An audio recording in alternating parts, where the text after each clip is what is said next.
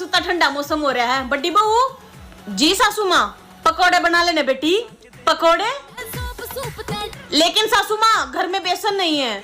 अच्छा है ला मैं लेकर आऊँ हूँ। हाँ आप ले आओ जब तक मैं आलू प्याज काट के रखती हूँ।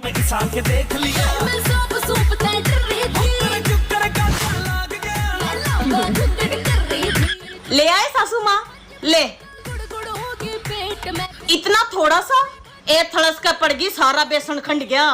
जितना बच रहा पकोड़े तार ले। अरे कपचा भी बना ले ये। मेरे काटा लग गया पिया जी टूट गया चूल्हा। खेत में मेरे काटा लग गया पिया जी